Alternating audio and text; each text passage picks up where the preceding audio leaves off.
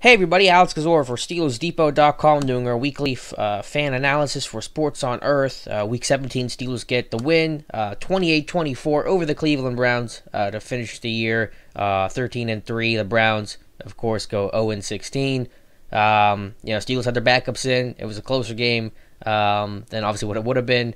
Defensively, even though just one player not participating, Cam Hayward, still seeing some issues in communication, giving up the chunk play. That's still a big concern going forward. Yes, the Steelers got 6 sacks to give him 56 on the year. That's a franchise record, but Steelers have made DeShone Kizer look competent in both games this year, which is troubling going forward. So hopefully an area that will get cleaned up. Steelers will have the bye week off, so can take advantage of that. But offensively, I thought Landry Jones did well. It was a tough situation. Third string center Chris Hubbard had to come in. Some bad snaps there. Stephen Ridley looked good as a runner. Steelers ran the ball well overall against a pretty tough Browns run defense. They were tops in the league, allowing 3.7 yards per carry. So I thought overall the offense moved the ball effectively.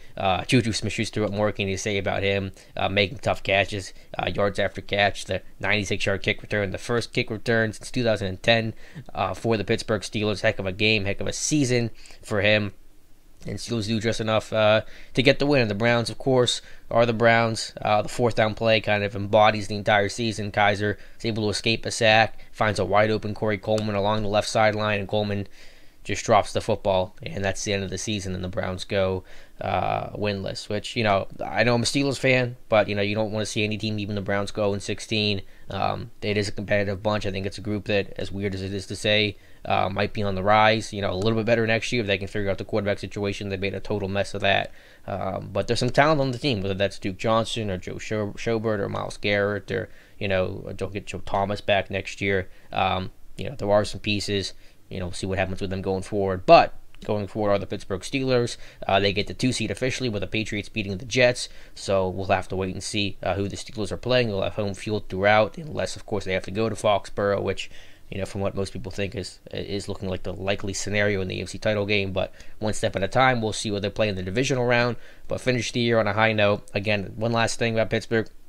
Another great second half of the season. They go 7-1 over the back half of the year. I tweeted it out. Since 2013, the Steelers are 32-8 in the second half of the year under Mike Tomlin. I don't know for sure, but I gotta imagine that's either the best record in the NFL over that time frame or maybe the second best.